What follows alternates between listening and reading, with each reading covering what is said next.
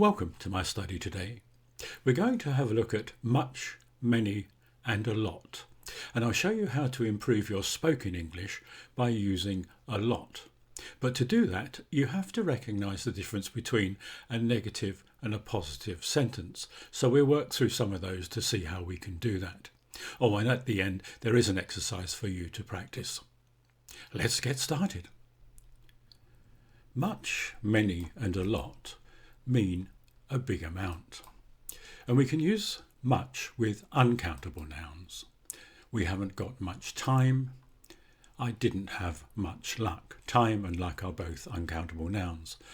But when we have countable or plurals, we have to change to many. John didn't have many friends. Now look back over those sentences and what could you tell me about them? Well, you could say they are negative sentences. Haven't got, didn't have, and didn't have again. But what about positive sentences like this one? There were many students in the room. Would you say the grammar was correct in that sentence? There were many students in the room. Well, it is correct, but not many native English speakers would actually say that. In spoken English, we make a change. There were a lot of students in the room, or equally you could say there were lots of students in the room. We can use a lot of and lots of with uncountable or plural words. A lot of time, lots of friends, a lot of apples. But you have to pay attention to the verbs.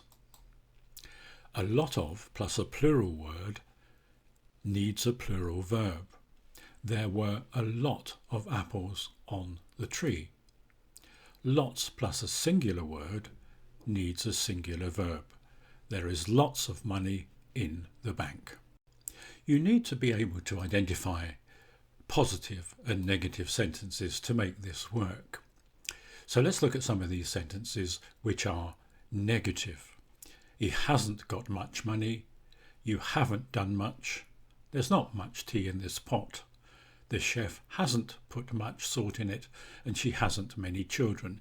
You can see they all use a negative structure. So let's make them positive together. Number one, he hasn't got much money. Do you think you would say he has got much money? Well, this is where we make the difference. He has lots of money. Number two, you have done a lot. 3, there's a lot of tea in this pot. 4, the chef has put a lot of salt in it. And 5, she has lots of children. So this negative positive difference is very important. Let's take a closer look at much. We can use much with the preposition of, like this. Not much of the work was done on Saturday. But if we do that, we have to put a determiner in front of the following noun. As you can see, we have the work. But it is possible to say, not much work was done on Saturdays. Much is used in the question form for prices and quantities. How much does it cost? How much does it weigh? But remember, not for numbers. We have to say how many. Much, a lot, lots of and plenty are very useful for talking about quantities. Much of the snow was 1 metre deep. Lots of or a lot of snow fell last night.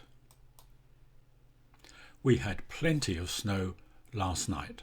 Plenty is a greater amount and gives a slightly bigger emphasis to the quantity. Much, the adverb, can add strength to the comparatives more or less. This book is much more interesting. My ticket was much less expensive than yours. Better and worse, sooner and later can all have much put in front of them. But remember to follow with than if you're making a comparison. My book was much better than yours. I arrived much sooner than he did. And of course it can be used as a modifier just on its own. You'll run much faster with those new shoes. Another meaning can be roughly or almost. Same old, much the same as usual. And another way of saying that is, today is much like yesterday. Much is very good for emphasis. Brr. It's much too cold to go swimming. And the phrase I think everybody knows, thank you very much. Much becomes interesting when it's used as an adverb with verbs. Do you go to the cinema? Much. Much has come at the end in this question form. These days, we don't go out very much at all. Ah. I love you very much. Thank you so much. Thank you very much for the cake. It's not thank you much. You have to use the very. Thank you very much for the cake. Much can be used with mid-position verbs. Shh, quiet. I would much rather, or much sooner, you didn't tell anybody about this. I should very much appreciate it if you would confirm the delivery date. That's a very good phrase for business English. She says she doesn't much care what happens. And with these verbs, agree, hope and like, much can move about in the sentence. I agree with your idea very much. She could have said, I very much agree with your idea. I like your new car very much. Or, I very much like your new car. If you found my lesson useful, could I please ask you to subscribe below and ring that bell? Thanks. Now here are some exercises to practice. Some of the sentences can have more than one answer, but I've given the answer we would give in spoken English. Exercise 1. Complete the sentences with much, many and a lot of.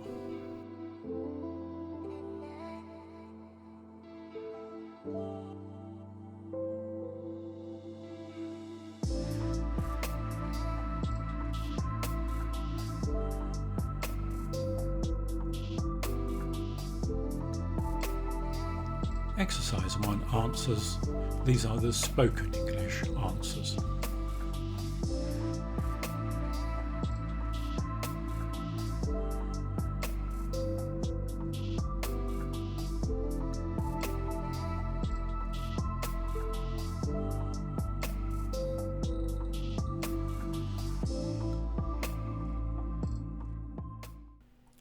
Next time we shall have a look at little, few and fewer. Thanks very much for watching. Please subscribe below and I'll see you next time.